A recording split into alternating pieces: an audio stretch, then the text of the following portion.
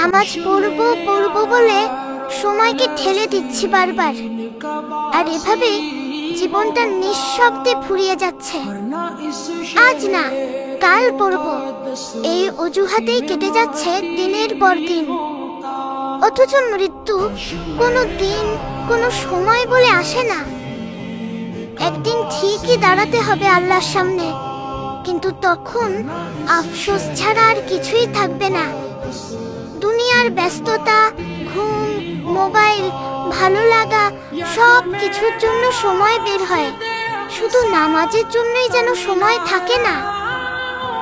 হয়তো এটাই শেষ সুযোগ, হয়তো আরেকটা ফজর পাবো না, আরেকটা আজান শোনার ভাগ্য হবে না।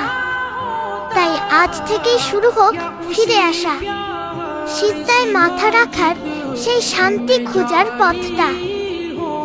আল্লাহ আমাদের সবাইকে হেদায়েত দান করুন, নামাজের প্রতি ভালোবাসা দান করুন এবং শেষ নিঃশ্বাস পর্যন্ত তার ইবাদতে থাকার তৌফিক দিন।